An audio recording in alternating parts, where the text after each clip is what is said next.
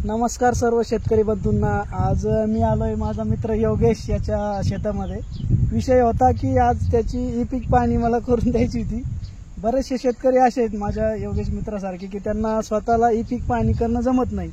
तर आपण आज त्याच्या शेतात आलो होतो, परंतु माझ्या मनात विचार आला की योगेश सारखेच भरपूर अजून शेतकरी आहेत की ज्यांना स्वतः ई पीक पाहणी करायला जमत नाही किंवा काही अडचण येतो। म्हणून आपण त्यांच्यासाठी आज ठरवले की आपण आज जो व्हिडिओ आहे तो पूर्ण ई पीक पाहणीचा कॅप्चर करून पूर्ण शेतकरी बंधूंना आपल्या जो आहे तो दाखवूया आणि त्यांनाही त्यामधून मदत होईल।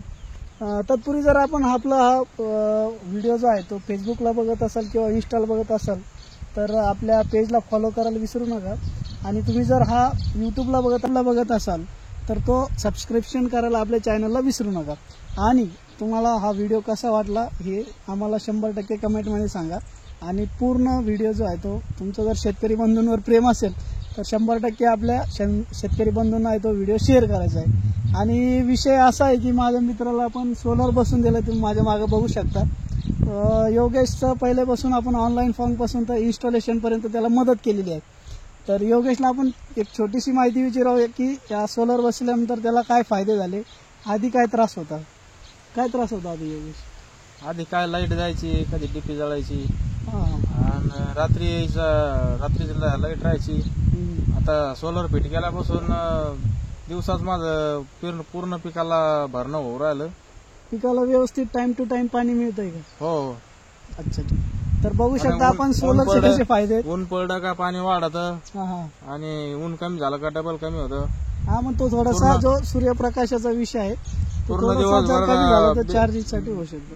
बिगर विजेचं लाईट भेटल्यासारखं आहे।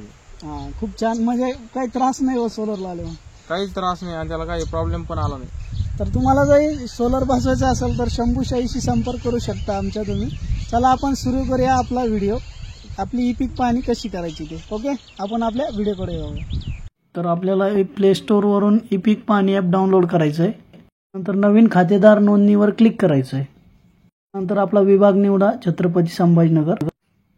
त्यानंतर आपल्याला जिल्हा निवडायचा आहे, आपला जिल्हा जो असतो तो छत्रपती संभाजीनगर घ्यायचा आहे। तुमचा जो असेल तो घेऊ शकता, तालुका पैठण। आणि आपल्याला शेवटी निवडायचं गाव, आपल्याला ज्या गावातली ई पीक पाहणी करायची आहे ते गाव निवडायचं आहे, ठीक आहे? ओके, या ठिकाणी आपल्याला आल्यानंतर गट नंबरवर क्लिक करून आपण गट नंबर टाकायचा आहे। गट नंबर टाकल्यानंतर शोधावर क्लिक करायचं। 12 सप्टेंबर लास्ट डेट आहे ई पीक पाहणीची। गटात जेवढे नाव असतील ते दिसतील आपल्याला, त्यापैकी एक आपलं निवडायचं आहे। खातेदार निवडल्यानंतर आपल्याला डॅशबोर्डवर खाते क्रमांक येईल आपला शेतीचा, तो चेक करून पुढे जायचं आहे आपल्याला। पुढे गेल्यानंतर आपला डॅशबोर्ड जो आहे तो मुख्य ओपन होतो। सर्व्हर कधी कधी लोडवर येत असतं, तर त्यांना घाबरायचं नाही। आपला इथून जो निवडलेला खातेदार आहे त्या नावापैकी आपल्याला एक निवडायचं आहे। आपण विनोद रतन हे नाव निवडलं होतं। त्यानंतर आपल्याला पुढे जाण्याच्या बाणवर क्लिक करायचं आहे। अशा प्रकारचं आपल्याला डॅशबोर्ड ओपन होईल। यामध्ये पीक माहिती नोंदवा या प्रकारचं आपण निवडायचं आहे। निवडताना वरती आपला खाते क्रमांक जो बघितला तो घ्यायचा आहे। त्यानंतर आपला गट नंबर 121 जो आहे तो आपण निवडलेला तो। आणि हंगाम कुठल्या हंगामात लावलाय आपण, तर आपण खरीपला चालू आहे तो सध्या, खरीपमध्ये घेऊया आपण याला। आणि तुमचं जे पेरणीसाठी उपलब्ध पीक आहे ते दिसतंय। आणि खाली पिकामध्ये जाताना निर्भेळ पीक घ्यायचं, एक पीक असेल तर। त्यानंतर पिकाचा प्रकार जो आहे तो आपला पीक निवडायचा आहे।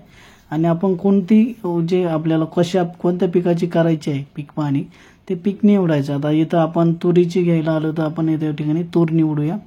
तूर निवडल्यानंतर आपलं क्षेत्र किती आहे ते निवडायचं आपल्याला। क्षेत्र आपलं खात्यावर किती आहे, पूर्ण क्षेत्र टाकलं तर 42 वेळा येतं, तर कमी असेल तर तुम्ही बदलू शकता। त्यानंतर तुमचं जे विहीर आहे की म्हणजे जो पाण्याचा तुम्हाला पुरवठा करणारे आहे, तर यांची जी सिंचन आहे ते म्हणजे कोरडवाहू शेती आहे, ती कोरडवाहू घेतली आपण। कोरडवाहू घेतल्यानंतर आपल्याला पिकाच्या लागवडीचा दिनांक टाकायचा आहे, जो खाली आपण ज्या तारखेला दिनांक लावलं। शक्यतो आपण 7 जून घेतो, कारण इथून आपल्याला कंटिन्यूस ते शेतकरी 7 जूनलाच लावतात पावसामुळे। पुढे जावर क्लिक केल्यानंतर आपल्याला अशा प्रकारचा एक छोटासा डॅशबोर्ड ओपन होईल। त्यामध्ये तुम्ही शेतापासून 20 मीटरच्या अंतरात पाहिजे। नंतर आपल्याला छायाचित्र क्रमांक 1 निवडायचा आहे। त्यामध्ये ओके करून आपल्याला फोटो घ्यायचा आहे पिकाचा। आता पिकाचा फोटो घेतल्यानंतर त्याला क्लिक करून सेव्ह करायचा आहे। त्या ठिकाणी ऑटोमॅटिकली तो अपडेट होऊन जातो फोटो। आणि नंतर दुसरा फोटो घ्यायचा आहे ज्यामध्ये आपण शेतकरी असेल तर समोर त्यांना उभे करूनही फोटो काढू शकतो, जशी माझ्यासोबत होतात ते. तर अशा प्रकारे आपली माहिती जी आहे ती सेव्ह होऊन जाते पूर्ण, आणि सबमिट केल्यानंतर तुमचा जो अर्ज आहे, जो पीक पाहणीचा अर्ज आहे, तो या ठिकाणी क्लिक केल्यानंतर आपल्या जे पूर्ण वरील प्रमाणे चेक करून पूर्ण माहिती आपल्याला सेव्ह करायची आहे. आणि पुढे जावर क्लिक केल्यानंतर आपण आपला जो डेटा आहे तो सेव्ह करून ठेवू शकतो यामध्ये. त्यानंतर आपल्याला पुढच्या डॅशबोर्डवरती आपण जी पीक पाहणी केली आहे ती आपली यशस्वीरित्या साठवली आहे असा मेसेज येतो. त्यानंतर बाजूला पिकाची माहिती मध्ये गेल्यानंतर तुम्ही नोंदलेल्या पिकाची पूर्णपणे माहिती दिसते. त्यात तुम्ही त्याला दुरुस्त करू शकता किंवा डिलीट करू शकता. 48 तासाच्या आत आपल्याला ते करायचं असतं, अन्यथा ही माहिती आपली ऑटोमॅटिकली सर्व्हरला लोड होऊन जाते. ओके.